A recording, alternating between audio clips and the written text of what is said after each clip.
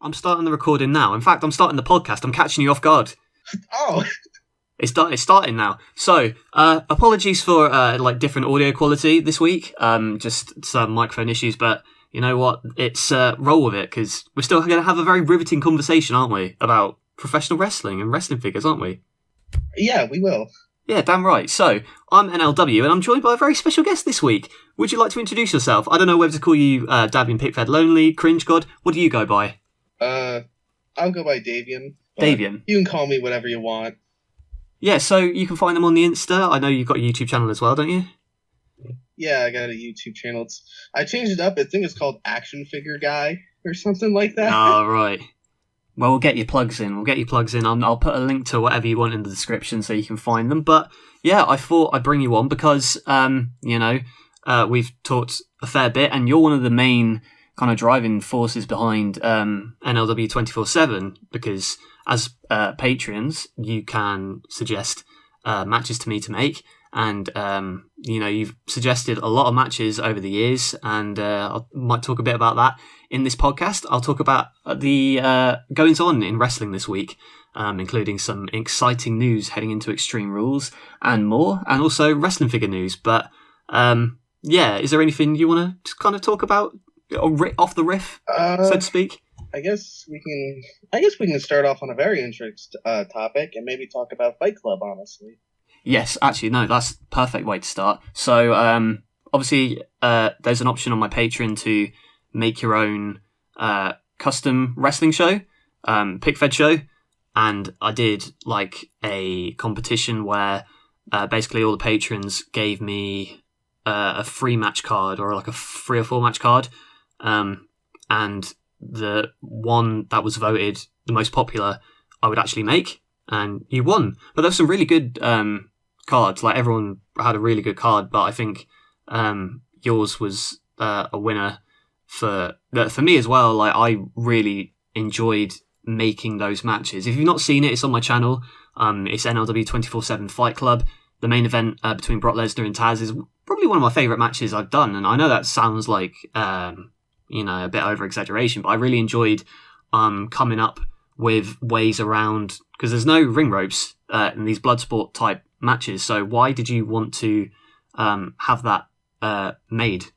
I wanted to just because I've seen a lot of people do Bloodsport in their own different way, and I've always I know I've seen you do it before a couple of times for say Shawn Michaels and Minoru Suzuki, but I wanted to see you do an entire show on it, and I thought, okay, this could be a way. And also, I really wanted to see guys like Brock and Taz, but the main show, the main match that I thought of always from the beginning, no matter other matches, I wanted to see you do Danielson versus Vader. And I thought it'd be cool for the specific way of just having them fight in Bloodsport. I just wanted to see that so bad. And I'm like, this could be the way to get it to finally happen. And you know what? It finally did, honestly. Yeah. And Vader was the one guy, I bought him because I think that figure at the time was really rare. Obviously, there's so many Vader figures coming out now. I know we'll talk about that later, but I think I spent 60 quid on it, which was probably way too much in hindsight, but just because of that, I wanted to use it as much as possible. So having any opportunity to use it, and particularly against Danielson, again, it's that kind of hard-hitting style that I know you're quite a fan of, and obviously rest in peace to Antonio Inoki. But those kind of guys you're quite into, aren't you? You're very into your strong style kind of wrestling. Very much. I love, because obviously I'm a UFC fan, I'm a boxing fan. I love when you see these guys go out there and beat the crap out of each other. It's not to say I'm not a fan of luchador style or hardcore style. Those styles I'm still into and I like, but it's just when you see two guys go all out and just beat the crap out of each other, it's on another level, I just feel. Those UFC guys are freaks. I've only been into it for the past couple of months, and I've just kind of been catching up on the whole the lore, I guess you could say, of it. But there was one fight in particular where, I think it was Chandler versus Justin Gaethje or Tony Ferguson. I think it might have been Ferguson. Both of those fights actually. but there was one in particular that I think it was voted Fight of the Year by the Wrestling Observer last year.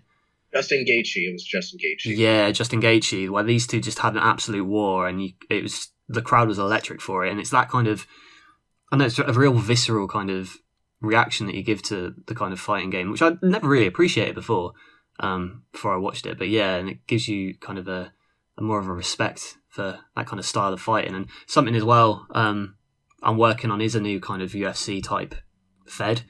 So there's kind of early plans in the works to get that off the ground soon. But yeah, like you can talk more about, sorry for cutting you off, Danielson and Vader, like your kind of thought process behind that. That was that was a match I knew I had to, like, I actually asked somebody before, I didn't ask him for spots, that's for another match, but I'll talk about that in a bit. But Danielson and Vader, it was like they had an undefeated streak going on for both of them. It's Vader, he lost the champion, not in a match, is how I like to do it, like full-on match requested, both undefeated. So I thought, these two, if they go out and they give everything, who would win, you know? And I felt like it's probably my, like, close to my favorite match of the card. Not saying, like, the other matches were bad, but just that one I was going to the hype. But Taz and Brock was also really good. And I guess the other match I would like to quickly talk about is Vader. I mean, not Vader. I already talked about him.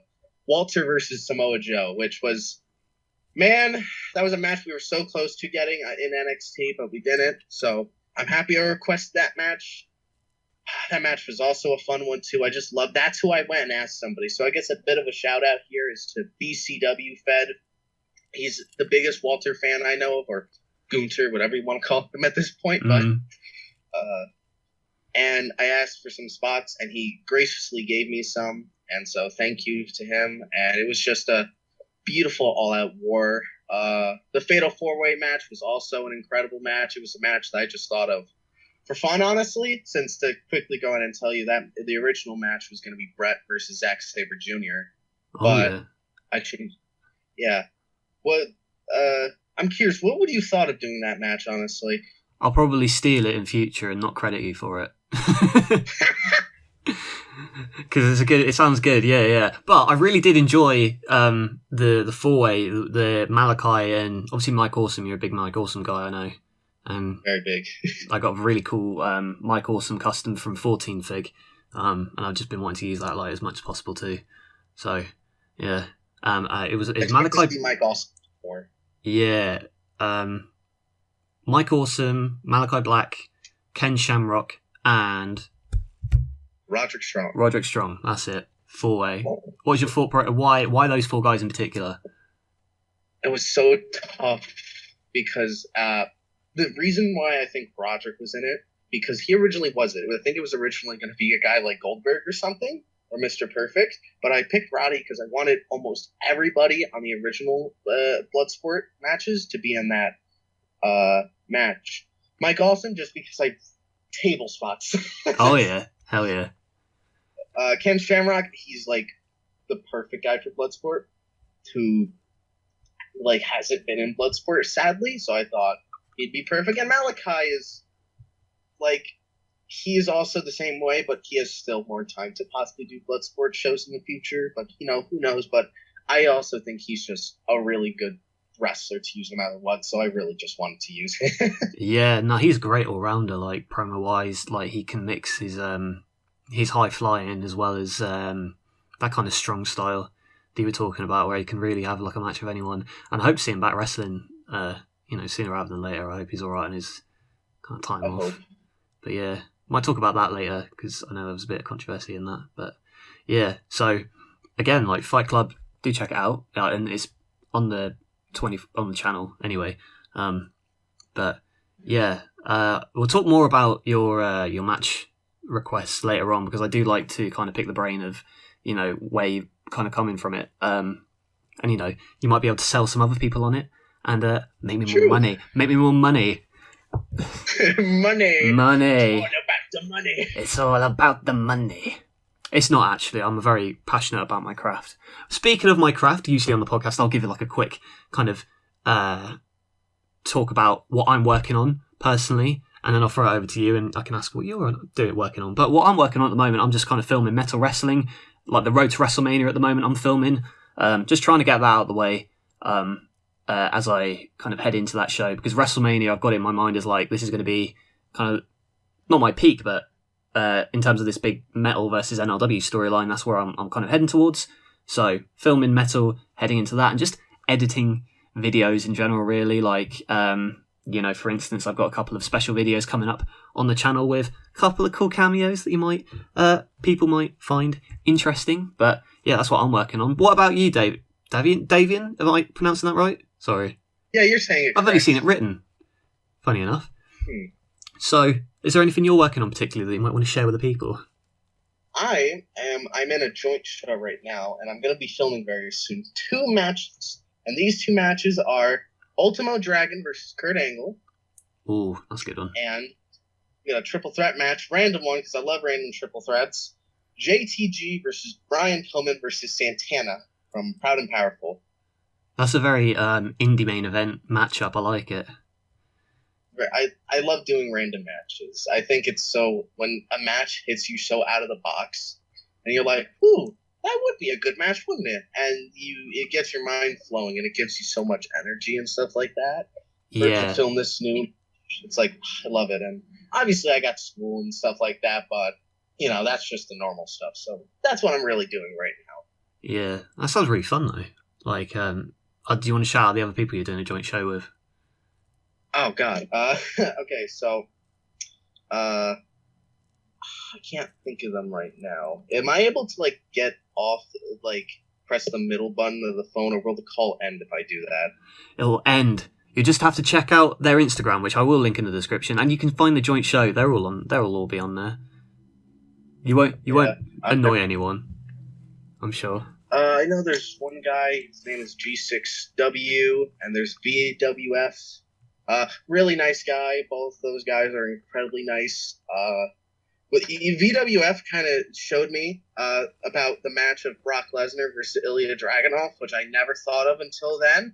And I was like, oh my God, I need to see that be made. And now we've got an Ilya figure out, and it's like, yeah, hell, that's insane. You're like thinking about that a couple of years ago. Expect that as a request. Yeah. Oh, I need to buy that figure, actually. And they're not doing it in the UK. They only do like a set number of them. Well, they've stopped stocking the AEW figures as well, which is a real pain. Now you have to pay these ridiculous overseas shipping fees for them. And the pound has crashed, so I can't get them cheap. Oh, Jesus. Yeah, so not a great time to be a figure collector. Actually, yes it is. It's a great time to be a figure collector if you've got a lot of money. Couldn't be me. True. But, because this is what I was thinking about the other day. I went to look on Ringside, and we'll go on to figure news now. Wrestling figure news. We like wrestling figures, don't we? That's the kind of game we're in. Yes, we really do. We do, yes. We've got a new Ultimate Edition ring. It's Kane. It's the black, so it's like the inverse of his regular attire, so it's like mostly black and a bit of red, which looks sick. And you've got the new gen ring style with the wood under panels, but with the Raw is Raw ring. Obviously, a lot of people were expecting potentially having this as like a crowdfunder, but I think it's cool that it's been released on Ringside. $140, I don't know, really, but I suppose if it's more kind of planning in terms of the intricacies of the materials and stuff. But yeah, what do you think of this ring when you heard it was announced? I thought it was cool because I love Raw is War, and I love that logo and stuff like that. But I know a lot of people were like mad that it was Kane, but I love this attire of Kane. I think this is such one of the best attires he had, and it's also good because I had that figure when it was just an Elite, and it broke on me. Oh, so no. The fact that there's a chance of it getting an Ultimate Edition, it has me hyped. A lot of people got mad that they didn't show the figure inside of the box when you get it in the package.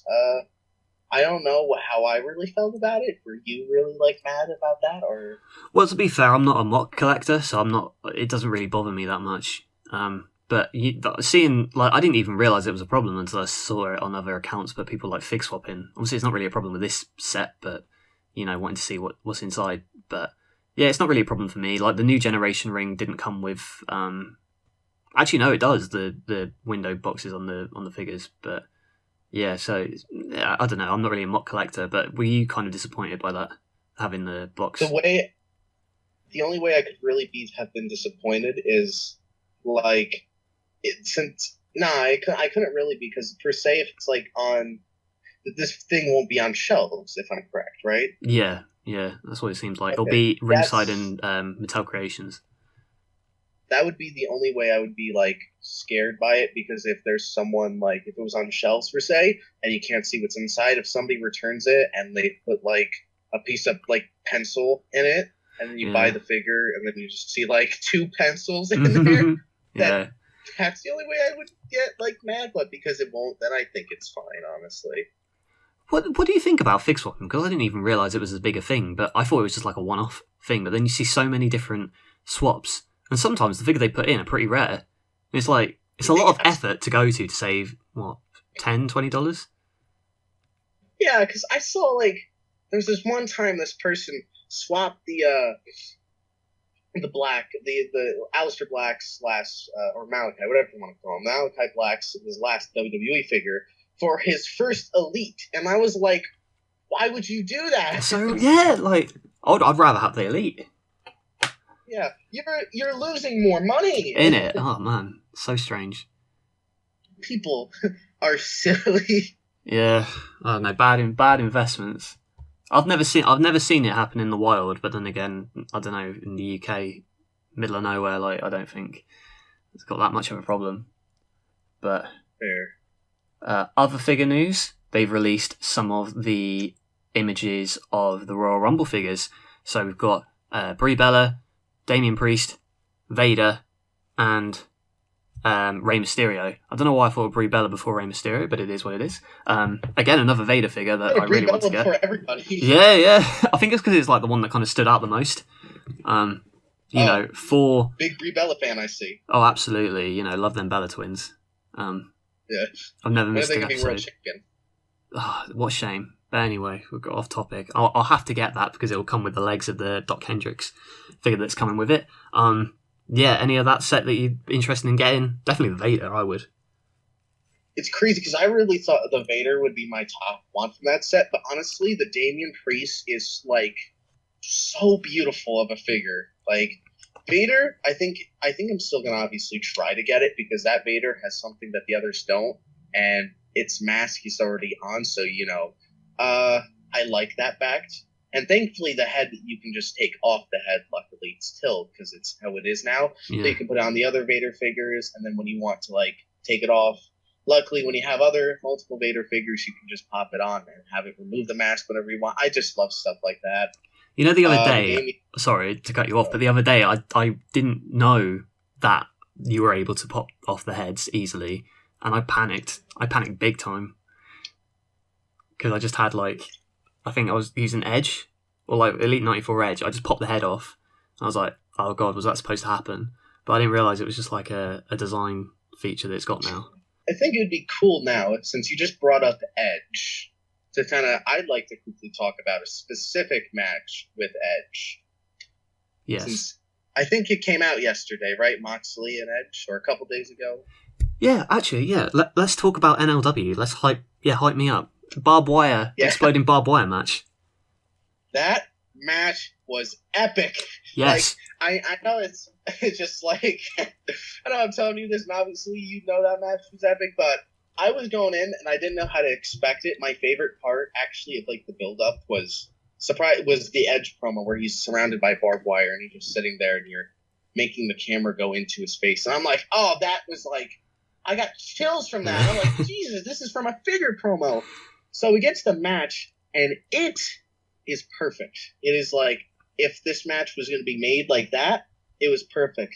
And it went all the way down to the ending of the match, which I don't think I'll spoil for people, but it actually shocked me when I watched it live, which, by the way, on the Patreon, you could watch the entire thing for just a measly $3. Good plug, so good cheeky if you plug. want to see everything, just spend $3 and you can watch the entire thing. I'm plugging. I'm sponsoring you, Grit. Yeah. That match I actually thought I was worried that it had come out like I'd worried I'd done it too short. But I think in hindsight it's the perfect length of time. I think a match that kind of people are coming in expecting explosions, so I figured just give them explosions. Don't try and think too much about the psychology of it, really. And shout out as well to Unforgiving Steel, who made a lot of the barbed wire props, like the barbed wire tables. Because Unforgiving Steel also made the ring and the Lethal Lockdown cage, which we'll see next week. So they had a big part in that too. Back, yeah, really sick work. Do check out Unforgiving Steel. I try and plug them every time because they are. I'd say they are Metal Wrestling because they made the ring, and they're the whole reason that Metal Wrestling has the kind of TNA aesthetic is because they offered to make a 6-sided ring, and I thought it'd be sick. So, yeah, but a really fun. Also, yeah. Just want to say, thank God the explosions in the match were good. Not like I could have baited you out. I could have baited people and done the whole AEW thing where it fizzled out. But I know this. I got to give the people what they want, which is carnage. That's that moment I still laugh at all the time. I can't tell you how disappointed I was. Watching it live, I was like, "Oh no!" But now I've come to expect it because they're kind of on the ropes a little bit. But back then, I was so optimistic. I was like, "Oh no, what have they done?" But it's just Excalibur's reaction. Oh no! Oh dear! Oh, that was dangerous. Oh, but nah. If you want to watch the match, the ending explosion. I'm not going to tell you who wins or loses or what happens at the end, but there is an ending explosion, and it's huge. I'm surprised they were able to clear the ring out before the Lethal Lockdown main event. I didn't really think about that, but yeah, Lethal Lockdown coming this Saturday. By the way, favorite match I've made. Very excited. I've already seen it, but I can't say anything about it. All I can say is it's a must watch. Yeah. But yeah, I think that it's definitely one of the ones that I look back on and I'm thinking it's one of them Royal Rumble type ones where I'm like, oh, I'm really proud of how that's come out. I enjoyed making it. I enjoyed editing it. Yeah, I know I hype up every match I make, but this one I'm very proud of. I sometimes I sound like I'm a bit cocky, but I'm doing it kind of tongue in cheek. I think it's everybody should be proud of their own thing they make. Like you put time and effort, especially because it's stop motion, which means it's like much longer to film, and it's so like when somebody has that talent and keep going and it's so good, then you can brag about how much you like it because it's your creation. That's what I think about it. It's a lot harder as well, and it was kind of I know Lethal Lockdown was hard because as great as the ring is, it's less space to work with, although it's nowhere near as bad as I thought it was going to be. Aesthetically it's great, and like posing figures in it is great too, but just the fact that the cage is up and you're having to make sure that figures don't fall over at different points, and there's so many kind of elements in there like weapons and stuff too. So yeah, I'm just happy that I got out of it kind of unscathed. I wonder if speaking of, I know we kind of went on a tangent there, but there are also reveals of the AEW figures. So you've got Series 11 and Unmatched Series 5. Are there any ones in that set that you're particularly looking forward to? Because there's Kenny Omega in the street attire that looks sick, and the Danielson as well is one that I want to get, hopefully before Mania. Sorry about that, but I think the Danielson is like my top one because I want to see how that figure is, because I've seen a couple people say the torso is a bit too big, but I'd have to see it in person. And the Omega, I really think that's cool. Obviously, what I'd like to do is, I think you'd still take the torso off that figure. If you ever wanted a street fight version of Kenny, you could just pop the torso off and put another one on, and I think that'd be cool. Because I just love stuff like that, and I think those are my two big figures. I'd have to. What other figures are in the wave again? Because I'd have to. So in the Series 5, to remember. Yeah, in the Series 5, they've got the Darby Allin LJN, so the rubber one. They've got Red Velvet. Ooh. Sean Spears actually looks pretty good. It comes with like the Canadian chair. Oh, he does. Yeah, and there's another one. I'll get up on ringside actually, because there was quite a few. And in the Series 11, there was. Oh, here we are. Yeah, in the Series 5, there was the Omega. Oh, and the Sammy Guevara in the whatchamacallit, the Anarchy in the Arena match, the black jumpsuit. Yeah. And we also had, for Series 11, we saw images of Penelope Ford, Kip Sabian, Adam Cole, Darby Allin and Jericho again in the Anarchy in the Arena attire. I think my top one. This might shock you. Kip Saban is like the figure I think I kind of want the most. Yeah, you know what? Him and Penelope actually, because if you're building a women's division, I know not a lot of people do. They are difficult to kind of film with, but the AEW figures I found are alright for posing and stuff.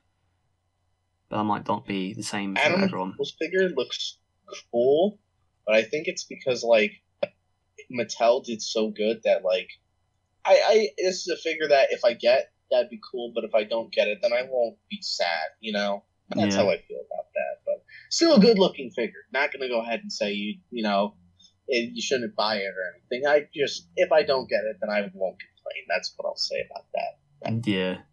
I mean, there's a lot of figures coming out recently, and only so much money coming around with, the climate of the world. But that's too deep for a wrestling figure podcast, you know. You just start getting in and start talking about a lot of deep stuff. Gets like really serious and out there, just like, yeah.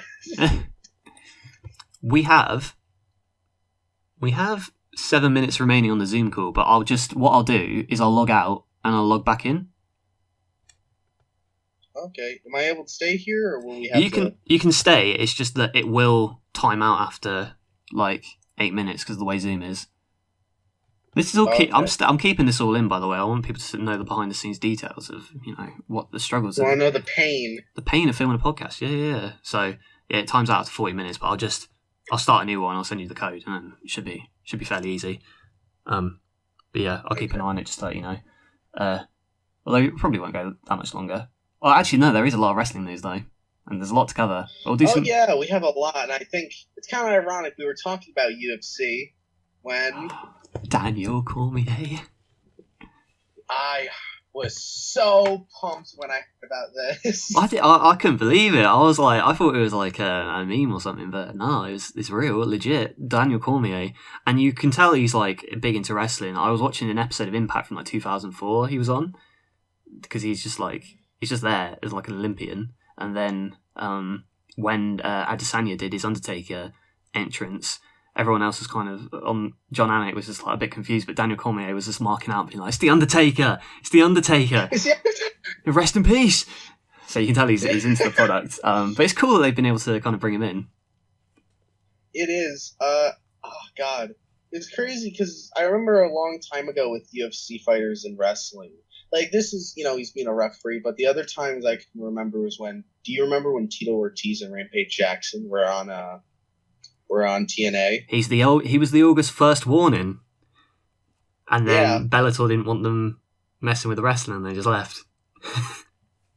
Yeah, he just sat there standing on the top of the screen, and then it just cuts, and then he just never gets talked about.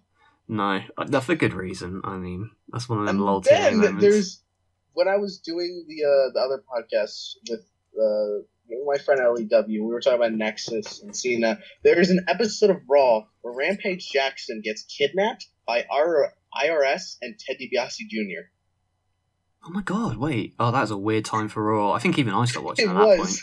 Because then Dusty Rhodes comes out to the ring at some point with Roddy Piper or something, and then Rampage Jackson with a mohawk just beats up everybody and raises Dusty Rhodes' hand. That's the end of the segment. Oh my god. Yeah, that guest host here was like a fever dream. It was the weirdest thing ever. And I want to see you recreate that. Oh, dude, yeah. Maybe I need I don't know if they've done a Rampage Jackson figure, but I might just have him kick a door in or something. Oh, perfect. That's it. He just show up, yeah. Cause a stink and then leave. Shows up, kicks door, leaves. So you got Cormier at Extreme Rules, but the whole card looks very, very, very sick. So we've got card. Every match is a stip. Like last year, there was only the one. It was the main event, and that's when the top rope was cut and Demon Finn Balor fell on his face. Sad. It feels like a lifetime ago now, honestly. Really. But now we've got Liv Morgan and Ronda Rousey Extreme Rules. We've got the fight pit with Riddle and Rollins. We've got the strap match between McIntyre and Cross. Ladder match between Belair and Bayley. I quit between Edge and Balor, and good old-fashioned Donnybrook, the Brawling Brutes versus Imperium. That should be sick. Like, every match has the potential to be a banger, and I love Triple H's WWE. Call back to last podcast. But, yeah, what are your thoughts on the product right now? Honestly, like, I don't know if that's a hot take or not, but it's like, I think it's the best right now. Like, I think this is the best wrestling product we have right now just because of how it's been. Not saying the other ones are bad, but I just think it's the best of how it's being presented. You have all the superstars, you have them all. It's just in terms so of good. Yeah, in terms of entertainment value and kind of like presentation wise, I would say for certain. Yeah, and potential as well. What match do you think is going to be best? At Extreme Rules? Yes. Fight Pit? I hope it's the Fight Pit, although they might be a bit restrained with what they can do. But then again, I didn't stop them the first time. Because I know the first Fight Pit was sick, but the second one was kind of like, it was alright. No one even talks about the second one, no one remembers it, because it was Ciampa and Thatcher. Yeah. It wasn't bad, but it wasn't like in it set the world on fire or anything. So, it could go either way, really. I think a match that's really being underheld is the strap match. Yeah. Like, how big is it to Cross? He comes back and his first feud is with Drew McIntyre. What a way to be brought back. I mean, yeah, like I was always kind of. I know a lot of people weren't that into Cross, but I was always kind of on the side of, in an age where NXT was kind of not dwindling away, but it kind of lost. Obviously, it's still that era of NXT is way better than what it's become, but they're getting there again. And Cross, I think at that time in like 2021, the fact that he stood out from the rest of them was really good for him. And I think, you don't need to be a 5-star wrestler to be a star. You know what I mean? And I think that maybe people overlook him a little bit. But I don't think his promos are bad. I think I quite enjoy his aesthetic and everything that he kind of brings. Kind of reminds me of a Sean O'Hare. Yeah, that devil's advocate kind of gimmick where he's kind of brooding type with the kind of prophecies and that supernatural element, but not too much into that. Like with the tarot cards and stuff that Scarlett brings out. Andrade potentially leaving AEW. Are you into your AEW? I'm not the craziest fan, but I am still a fan of AEW. I still do watch it from time to time when I watch it.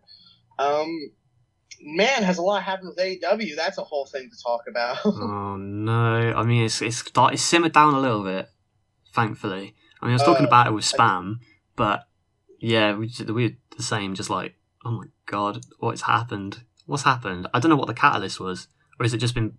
Yeah, what do you think? Do you think it's just this is a new thing, or do you think this has just kind of been bubbling under the surface? About Malachi? Not just Malachi. I mean, the whole kind of unrest with the whole everything going on.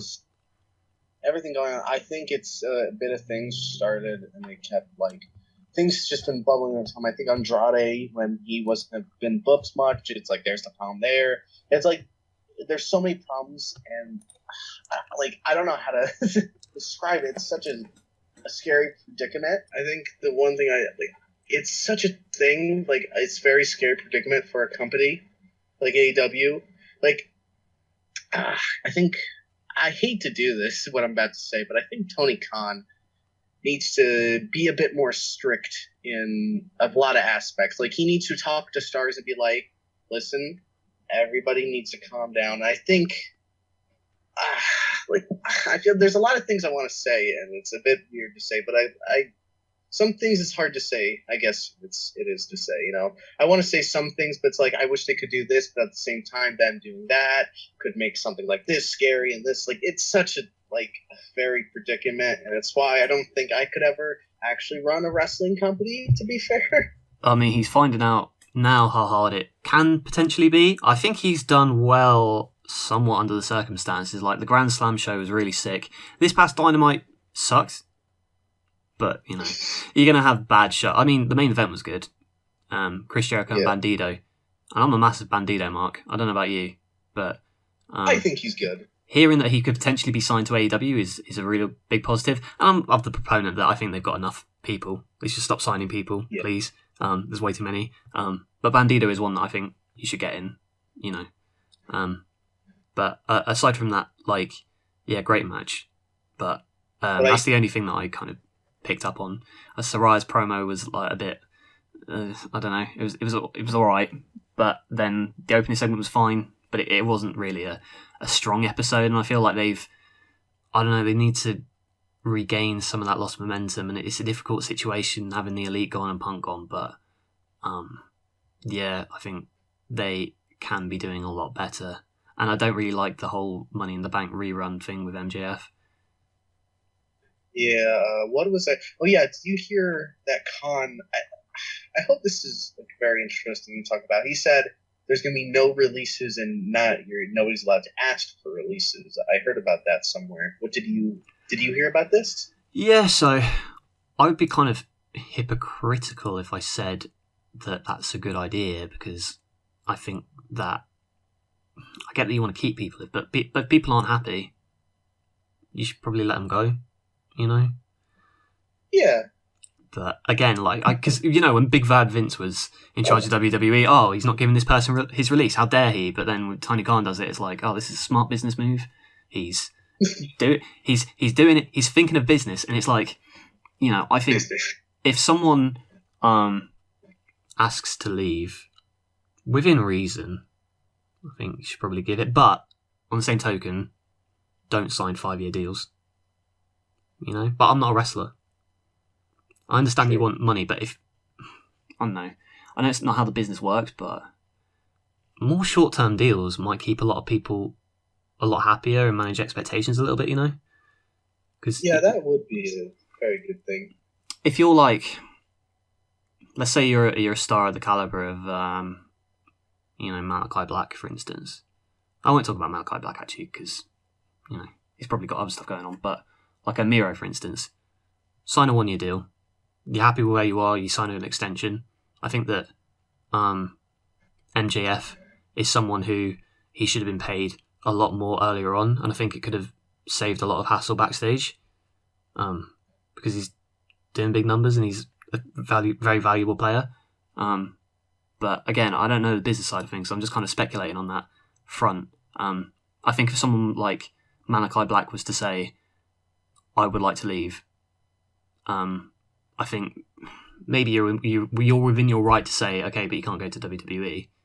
Obviously, that's kind of been debunked, and Malachi is coming back at some point in the future, he says. But yeah, I don't know. It's kind of a complex issue. Funny enough, what do you think? I think it's the release thing. I think that is a very weird thing to do, since if you say, yeah, you're not allowed to ask for a release or something, and say you're like Adam Cole, and he got a 7-year deal, and so he's there and he just feels miserable to wrestle there in AEW. Not saying he is. This is something, say, if it did happen, and like he's like, you know, what are you supposed to do at that point, since you can't go online and start like campaigning or something, since I think that you can, but at the same time it could be a bit of a weird thing, and then people could start, it would just be a big of a tricky situation. So I think that's a bit of a weird idea. I think it'd be cool to keep the releases, or keep the option to release, and if somebody wants to go and they, you know, be like, you know, they don't feel well, or they just don't want to wrestle there, you know, it'd be cool if you could just allow them to do that. But obviously you said you're in their right if they're just like, hey, listen, you just can't go there, something. You know, it's a bit of a tricky thing overall. But who knows what goes on in the brain of Tony Khan. Yeah, no, that's true. I mean, conditional releases, I think, are fine if someone's not happy.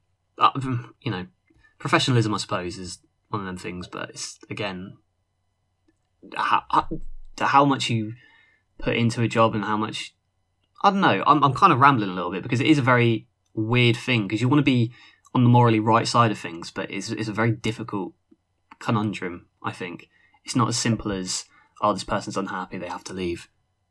They can leave. But it's, you know, I think there's definitely...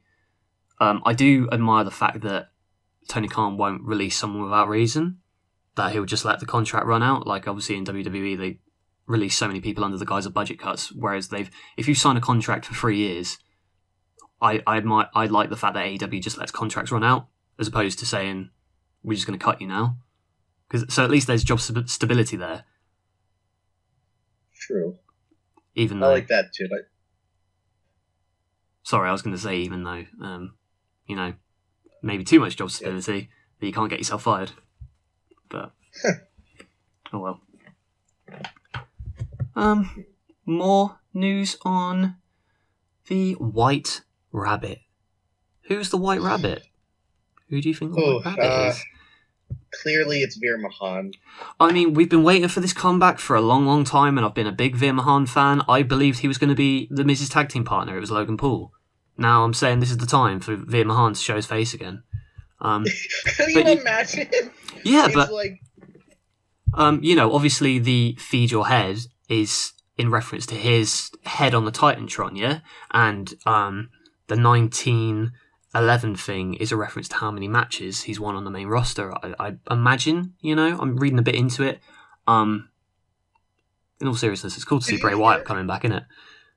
Did you hear that Goldberg wants to fight?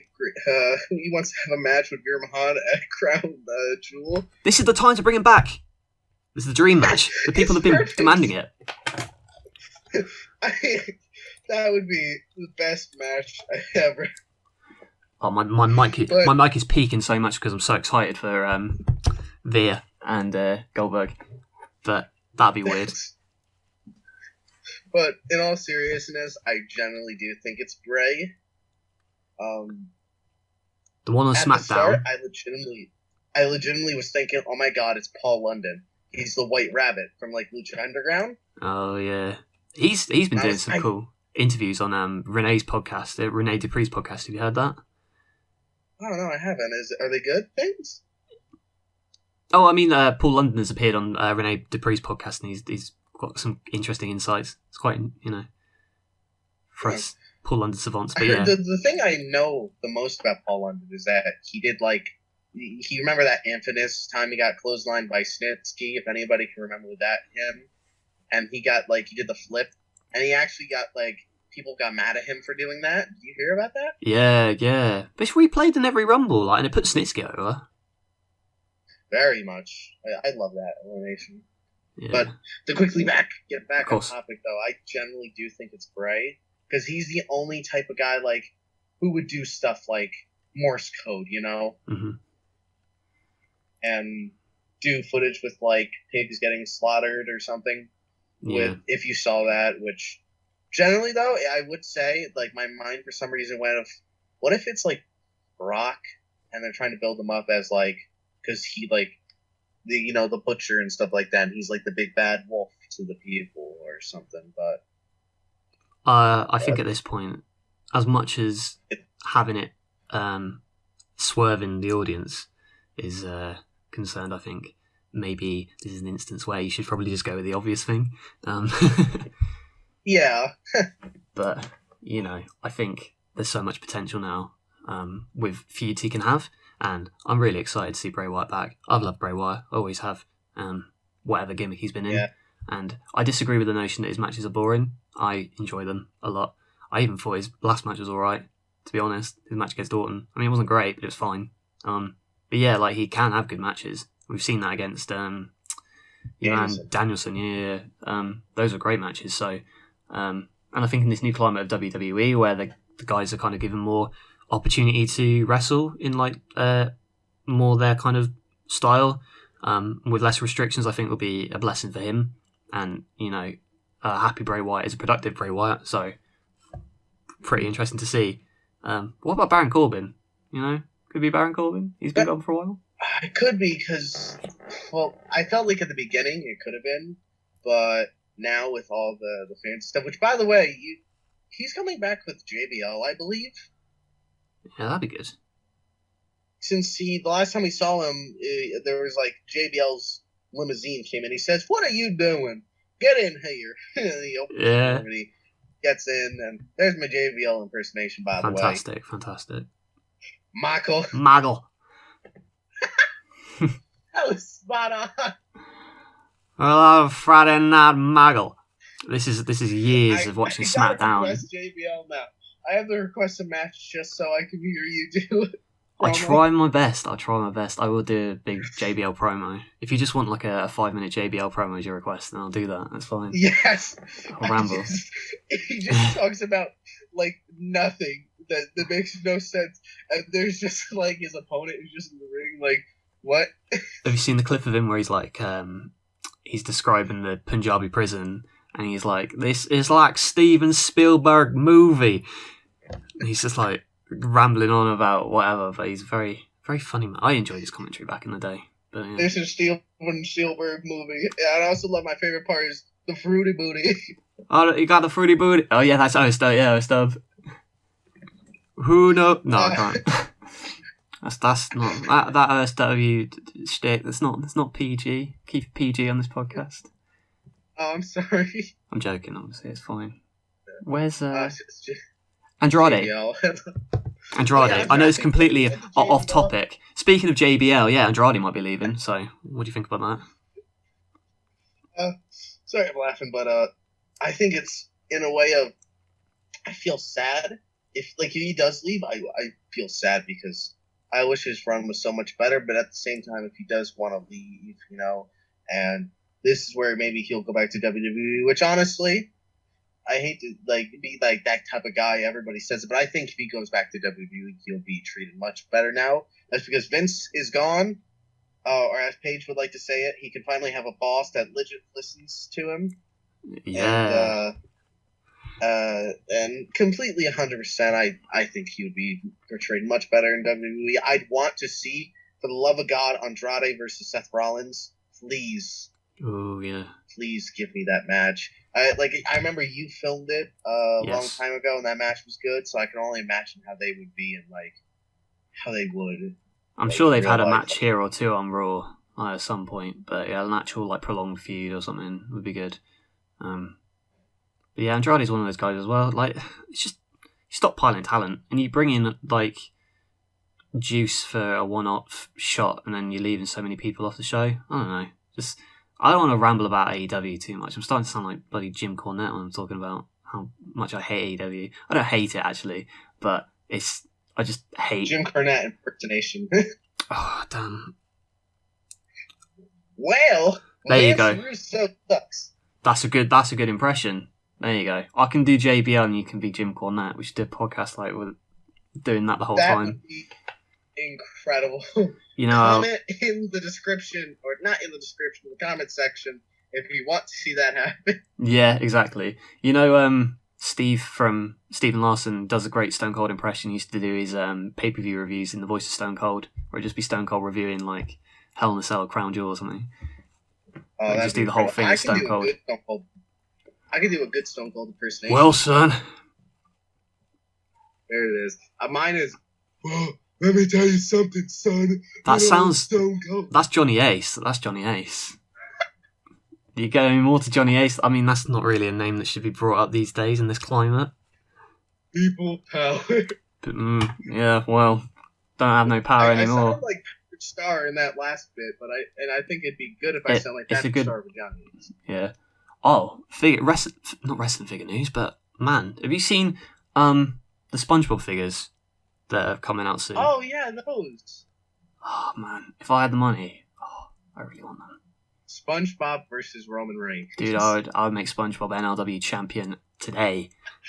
I want Squidward in the fight pit with Matt Riddle. I would do so much. I'd have Sandy win the women's title. Dude, I'd have a SpongeBob NWA Invasion storyline with them figures. That'd be incredible. I think that would be when... Sorry. A bit off topic quickly of SpongeBob. I just want to say, is that your favorite storyline you ever did? NWO? Yeah, up until now, when I've done the Metal versus NLW stuff, this is now my favourite storyline that I've done. I remember just watching when WrestleMania 2 was just coming out, and I remember that entire show, because that's honestly, I know I say that, it's either that show is my favorite of yours, or Unchained, which I think it's Danielson versus Kurt Angle is on. That's Insurgents, that one. Insurgents, yes. Yeah. Unchained is a completely different show. I apologize No, but Danielson versus Angle was one of my favourite matches I've done. And I remember because I was watching that when I was so much younger, so I was on even more of the edge of my seat. And I'm like, this is it. Angle finally loses, which I don't think people understand that much about how crazy Angle's booking was in NLW. It's sometimes when I'm writing stuff, in my own head, I'm thinking it's more epic because I'm making it. But like I have to think someone who's watching probably not going to be watching it for like 3 years straight. Like, you know what I mean? And won't care as much. Like, they'll just think, oh yeah, Angle's lost. But in my head, I'm like, oh my god, I built this up for so long. Maybe too long in hindsight, but yeah. That was like, I think I checked. It was like 5-year or 8-year undefeated streak, right? 2014 to 2017. So 3 years. Your man was a bit off the numbers, but still, that's like, for a pick fed, that's absolutely insane. It's crazy. It was an accident at the start. Like I'd only like when I was looking back on it, I was like, oh damn, he's actually not lost. So I thought, oh, I'll keep it going because it's been a while. Yeah. It's kind of like how Undertaker happened. Yeah, the whole streak thing. Whether we're going to have him lose to Triple H at 17. Yeah, in 17, I think they were going to also have him lose to. Originally, Wade Barrett was going to be an option. 27, yeah. I remember that. Mark Henry as well. Randy Orton, Edge, and I don't know who else. I think I also heard the Boogeyman at one point. Dude, the Boogeyman. Maybe it's the Boogeyman as the White Rabbit. Eh? You never know. That would be incredible. It's just Boogeyman, Veer Mahan, and JBL in the team called the White Rabbits. Dude, War Games.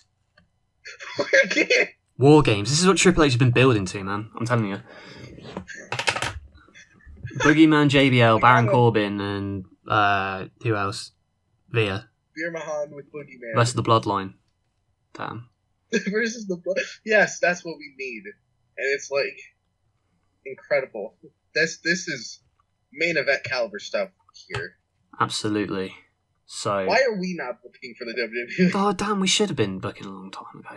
I'm telling you. I feel like Vince would have liked that. Oh yeah, he would have loved it. He would have loved those ideas. But just politics, man.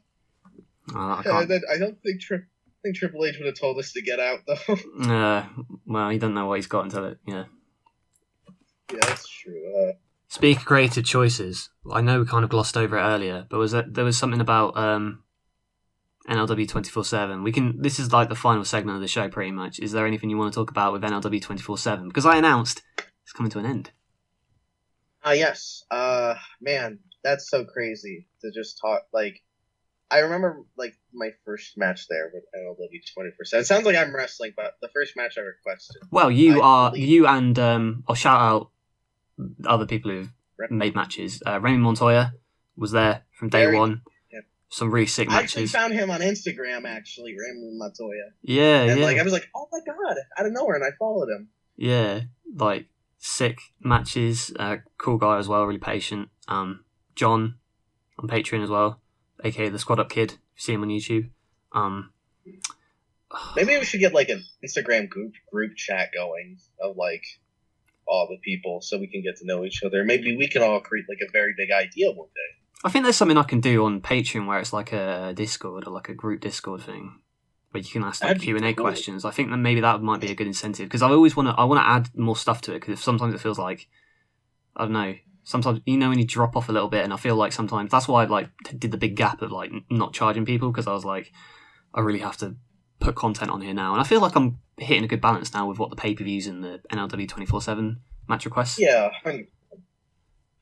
but I might pause it more often in the future just so I can kind of make sure that people are getting the money's worth without having to be. I guess I will talk about a couple of matches, and I'll talk maybe some matches that I wish I could have gotten the chance to have been made, and of course my favorite match. I guess I'll talk quickly about some matches. I think one of the best like matches overall was, and it was a random match too. It was Jake the Snake Roberts versus Malachi Black in death match. That match was like, I kind of thought about it from time to time. I'm like, I think Jake the Snake would be kind of cool in like a death match. I don't know why. Him just being in one, and for his gimmick's sake, it would be cool.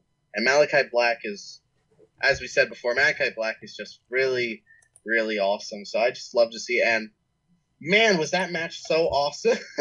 Yeah, I really enjoyed making that. Like, I've always wanted to use Malachi, and I've kind of wanted to use in NLW as well. I wanted to use Jake the Snake before, and I never really found the right story for it. But yeah, and I can't remember. It was you, wasn't it, who came over like the casket spots? Was it? Because I think those were really fun to kind of play around with that. And I think I love the promo before that. I don't know what lines I came up with. I think it was the final line where it's like, Malachi, you have signed your fate. But I love so many lines about that promo.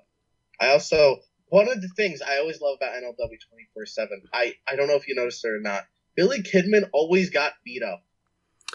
I didn't want to job him out, but when I think it's John who requests Billy Kidman a lot, but I love he does the shooting star press, and sometimes he'll just get beaten up, but he's good fodder for getting beaten up. I'm sorry. Sometimes I feel bad because when people request like wrestlers for their match, and like I have to give them a couple of spots, otherwise it just feels like they're just a body, and it feels like you've wasted your money voting for this guy, and he just gets battered. But yeah, sometimes I just want to throw him around. I originally was going to do a story where it's like a bunch of people were going to be in this match, and they were going to all have promos. And right as it cuts to Billy Kidman, right as he's about to talk, it cuts right to the next guy, and they just don't care about Billy Kidman. Oh, poor Kid Cam, man. And he's just there, literally just to be there. He just does nothing. Like, there's a battle royal. Everybody gets eliminated, and he wins, and you're there just like, I would have added this, just be like, who's that? Yeah, what was he doing? Oh. But yeah, I like the variety of kind of matches I get, because I get requests like yours where you kind of you know your spots and you know what you want, and I enjoy reading it and kind of making it up in the like putting it together in the ring, as you've kind of said. And then there's other requests where it would just be like a prompt. So like I want a kind of 6-man scrambler, a TLC match, and then I'll get something like I had with the Eddie match at All Out, and I can kind of put my own people in there and put my own spin on it. But yeah, I like the variety that NLW 24/7 kind of brought to just kind of bring loads of different people's ideas together with my own stuff and kind of have it make sense in a storyline aspect and link stuff together. So if, for instance, you requested a match, it could lead onto a match that someone else requested, you know? And I enjoyed that a lot. And I will still have that, by the way. Like, I'm still going to have that for this new series that I've got going. It's just going to be canon instead of non-canon. Which I'm very pumped for. I can't say anything, obviously, about it, because, it hasn't been shown, but... I can't remember if I've said anything publicly yet. I will do. But, yeah. I'm so pumped. Maybe if we're off call, then I want them, or not off call, but if we're like off the podcast, I'll tell you. Off the record. Off Scoops. the record, yeah. I will also tell you 3 of the most random things that happened, of me suggesting the storylines. I think I told you 1, but I'll save that for number 1. But number 3, Devon Dudley was supposed to be world champion at NLW 24/7. Hell yeah, I would have been up for that. Yeah, and the original. If you've ever seen New Legacy Inc., have you seen them? Yeah. Okay, so they had the Kingus of the Ring, and Devon had his group of people. And originally, I was going to have him be like that. He was going to come in, he was going to beat the Undertaker, and then I was going to say his next match would be for the champion. He wins it, and he just goes on a long streak. He beats everybody until he doesn't. He gets brutally beaten by Hardcore Holly or someone. I mean, yeah, that sounds good. The other one was going to be Goldberg, and he was just going to fight you. Oh no! Why'd you put me in that match? I like the one where it was me versus who was it? Me versus Roman or something. Yeah, you actually. God, I had such a cool idea. If you ever do a face reveal, you should have you fight the Fiend. Ooh. I don't And it's know. just like where it's just like the Fiend is just like, it's like, oh, this is you, you know. Oh yeah, maybe. And then, like, you suddenly realize, oh, I'm not real and stuff like that. I'm an action figure, and there's like two yous talking or something, and it's just then like Some something freaky. like that happens. I've also Yeah, thought of freaky, having like a wrestler throw a fireball in my face, like on the Fed, and then come back as like a completely new figure, which is like more modelled on me. You know, as like a mini kind of face like what reveal. MDT does. Yeah, him and Stage Crate, you know, with their custom figures themselves, like something like that, Yeah. where it's like more me, you know, as opposed to Yeah. at the moment it's just Armando Estrada. But I feel like people associate that with me a lot. Yeah, You know? I now imagine that he is you. Yeah, sometimes when I see that figure in other Feds, I'm like, hey, it's me, but it's not me. That's what I always thought too. Because like, there's this guy, he's unofficial something, and he had like him get beat up by Kyle O'Reilly. I'm like, oh no, Not me. NLW. But it's not me. Me and Armando just share. I don't look anything like Armando Estrada in real life, by the way. You know, just saying. So I kind of now you gotta get plastic surgery now, and you gotta look like. yeah, maybe I need to grow the beard out, then style it in a way that yeah. Another favorite memory of mine in NLW 24/7 is with Brian Pillman. Yeah. I remember I'll defend that. your Brian Pillman impression to the death, by the way. Like, I thought it was sick. Thank you. Because I hearing a lot of people, they weren't fond of it, but I was like, I get it. You know, it's hard to do Brian Pillman voice and be like, yeah, but at the something same like that, time, like, I've done way worse impressions. What is your worst impersonation, you think? I mean, I did a really bad one. I think CM Punk's bad. It's anyone with like a generic American accent, I can't really do.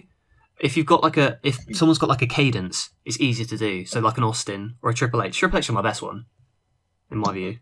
It is. I mean, it's not really a big competition, but him. I also love your Sting impersonation. Did I do a Sting one? Oh, maybe back in the day. Yeah. The funniest part is you would just talk louder. Well. Oh yeah. I would just watch promos where he would like go on and like high energy. Yeah, that's a bad one. And not to be rude or anything, but whenever like I was going back and watching your old videos where the mic quality was incredible, I just want to say loved it. But he just cuts to Sting because there's an Austin and Sting promo, and Austin starts talking. I'm like, oh, okay, good impersonation. And then Sting out of nowhere, well, Austin, I think you or something. I think we need to have a rematch. Yes. I'm like, I mean, he's going all out. Now that I'm thinking about it in my head, is that not what he sounds like? Just saying. I think bad ones are where it's like I really don't want to do like a voiceover of like a foreign guy or something like that, because you don't want to do like a really stupid stereotypical accent, you know. True. Just because if I'm trying to do a promo for Naito, A, I don't speak Japanese, and B, it'd be crazy if you just bust out a beautiful Japanese like accent. That. Yeah, I mean, I did Spanish for Pentagon once. I actually typed in my promo for Pentagon and then subbed it. But yeah, like just accents like that. I don't know. What's your best accent? Do you reckon? Your best impression? Well, I think it could be Austin. Yeah. Macho Man Randy Savage. That's a good one. I like that. I think ones where you've got like a catchphrase or an inflection, like John Cena's got quite a way of speaking where it's like you can kind of it's subtle, but you can pick up on it. Well, it's like this. I'm really bad. I can do Rollins. It's no. That's like a witch. Matt Riddle. Where he's got that kind of nasally. Waluigi. Yeah, Waluigi. That kind of inflection, I want to get a Waluigi figure now. I just have Seth and Waluigi look at each other, and it's just like Squidward Tentacles versus Waluigi is coming to a pick fed soon. I mean, it has to. But I'm generally curious. What is like my strangest like spot idea I requested for you, or a strangest match you looked at and you're just like, well, that's a match I have to do. I've never looked at any match request that I've gotten for, oh god, I've got to do this. Like, every one I've got is like, oh, this is sick, I'm looking forward to this. That's not me just I was supposed to do Great Khali versus Giant Gonzalez at one point. You're lucky I didn't have a Giant... I'm lucky I didn't have a Giant Gonzalez figure to do that. My idea, you were supposed to be like, during the match, you were supposed to be like, this is the most miserable I've ever been watching a match, people. Although, like, you were gonna start banging your head on the table too. That said, I think that would be fun in its own right, because I could try and make a bad match on purpose, and I think that would present its own challenges, because you're still trying to make a good match, but not like you're trying to pose it well as like how it would be bad.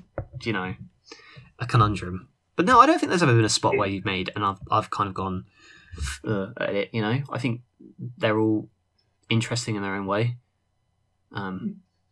Very interesting. Yeah. Thank you. Like, I'm not. Oh, my weirdest idea. Yeah. The weirdest one I've done that I didn't get to do was, I think I told you this one, but it was going to be Sandman versus Brock Lesnar at Fight Club. Yeah. And obviously it didn't happen, but it was Sandman was going to win in the aftermath. He was supposed to fight Conor McGregor, which then was going to lead. I don't think I told you this part though. Was then was going to lead into like a tag match between like UFC and like ECW. Right. That sounds alright. Survivor Series like inspired match basically, Yeah. which would have been like, I know I say that what I'm about to say is weird, but probably would have been one of the weirdest things to film since you filmed with UFC guys. Like, obviously you filmed with them. How do you think you're gonna film like with them more in the future? Honestly, what do you think I'm gonna? What do I think I'm gonna use them for in the future? Yeah, like how are you gonna like use them? Because I wonder, because I don't have one. Like, how are they like in hand? Very good, I would say. I mean, the feet. Sometimes it can be difficult with the feet because obviously it's barefoot, but they're better than the AEW figures in my view. They're what the AEW figures should be in terms of their posability, because the legs, they don't move. Well, they move, but they click into place, so it's sturdier. They're sturdier than the AEW figures. But I like filming with them a lot. Like, I am looking forward to filming with, and posing is great too with them. But yeah, like honestly, they're better than I thought they would be. So I would recommend getting them. At least the Ultimate Series, not the limited edition one. I want to get the Beat figure one day because I want to do him versus Antonio Inoki. Yeah. I mean, obviously the scale is a bit of an issue, but I don't think it's that bad. I mean, if you just fed him for fun, it's not the end of the world really. I promise you, if you had Antonio, and I mean not Antonio Inoki, if you had him, I was just say they'd be a lot happier. But if you had actually, I quickly tell you, if you had Antonio Inoki, I was going to do Okada versus him. Yeah. I mean, I don't have an Inoki figure, unfortunately. I mean, the closest I've got is kind of Shibata. Shibata, but I don't think you're the type of guy who'd pick up a Shibata figure and be like, "This is Antonio Inoki, people." I wouldn't say that, but like, I mean, in terms of like similar style, like strong. Oh, okay, yeah. Inokiism type, hard hitting. But yeah. Oh yeah, what was it? Oh yeah, if you did have a Khabib figure, because I remember we had a talk. Let's just say I would have done a lot. Like for right now, you don't have one. My idea was going to be like, for the set thing that's happening it was going to be him and at some point in the future he was going to be built up kind of like Angle, and then I would have had loved seeing him versus Danielson, like the two best of the best, the goats. Yeah. I mean, actually, Ringside, that's all right. Ringside, they'll probably put them on sale, like the limited edition ones, because I know I saw. Sometimes I just have a look just to see what's on sale really, and they got the Daniel Cormier figure on sale. They got Khabib might be on sale. You never know. So there's always stock there that potentially you could buy. I think I know why they're doing the Daniel Cormier figure on sale. Is it why? And that's probably because of the fight pit. Oh yeah, of course. I mean, this is before, I think. Before it's just because the figures didn't do too well. I think because obviously the scale was a bit off. It was kind of like a test. But yeah, they're definitely ones that I might pick up if they're cheap. I actually remember I told Spam this, since he's a very fun guy, by the way. In case you haven't noticed, you should go ahead and follow Spam. Very nice guy. Yeah, follow Spam Wrestling. But I talked to him, and I was like, man, like, if you were ever like gonna do a joint show, I'm surprised you never haven't done one with NLW and AOPW. AOPW is one of my favourite feathers of all time. I'll say that right now. I don't think I say it enough, but they're so sick. Them, their kind of little group that he's got with the Texas Wrestling Federation, I think it is as well. Like that set of people that do pick fed on Instagram, absolutely insane. Yeah, beautiful fed. Like particularly AOPW, honestly, just the matches they do. Yeah, I honestly remember I was watching the show and I'm like, if you were ever gonna do a joint show, I felt like him or Spam would be the type of guy to get you to do one with you. I'll do one in future. I'm sure I will. It's just trying to get everyone on side. Like, I would love to do one with you, but I imagine it would be quite an interesting thing. But I imagine it'd be someone like AOPW or Spam, where you've seen them like they're fed a lot, and you'd be like, yeah, I think this would be cool. It's also because I'd want not saying to be. Yeah, no, I was just going to say, like, I'd want to collect it all together and put it on YouTube for people to see. And I don't, like, if I was going to put it on my channel, I'd worry I'd be profiting off their work, We could put no ads on it. I think what a cool idea I told AO or Spam is like, you could also like, maybe, I think you've said this too, people send in matches and then you commentate them, say with Spam or something. Yeah, that's something as well that I want to do. I just want to do more like, I was thinking of a series where I kind of just look at other people's feds really and talk about it. It's just finding the time really to do that, and yeah, if people would even be interested in it really. But I'd want to kind of like show them off. But again, it's that kind of thing of like, am I using people's work to show off on my channel and then I'm gaining views off of it, Yeah. That's one last quick thing I guess I want to talk about. I don't know how much time we got, but we literally got 90 seconds remaining on the thing. So say it quick. Oh no. Okay, I was going to talk to you about the hot takes thing. I'm making that video soon. By the way, I've actually recorded that video. I've got your hot takes. I've read them out on my audio, and I've made like a whole list, and I'm just waiting to edit it. But yeah, there's that video is coming out soon. But we've got like 1 minute left, and I think that's a perfect time to end it very soon. But I'm going to do the Patreon shout out really, really quick. Hold on, get them up. Thank you to PiggyWee8, Brody, Jason Beggs, Joshua, Kid Zap, Casey Helschool, Devin Downlin, Ryan McCarthy, Cupid, Anthony Hill, True Quan, Brandon Furman, Cringe God, Young Pack Forever, Flynn Lampkin, and John on Patreon. Thank you all for being patrons. You can subscribe to my Patreon. Cringe God will tell you it's very worth the while requesting the match, isn't it? It is. Yes. Give money. Give me money. Yeah. So, yeah, NLW updates. Lethal Lockdown coming this Saturday. It's going to be sick. It's only because we've got 30 seconds left on the Zoom call. I've been NLW. Cringe God, where can the people find you? YouTube, Action Figure Guy, Instagram, Davian _PickFed_ wrestling. And yes, those are where. So yes, also follow NLW and subscribe and give him money. And also love other Patreons. Okay. Only give me money if you can afford it. I don't want people giving me money if they can't afford it, obviously. But I will give you a great match and you won't regret it. But that is it from us. Thank you for joining me, Davian. Thank you for letting me join you. That's all right. The links to his stuff will be in the description, and I will catch you guys later.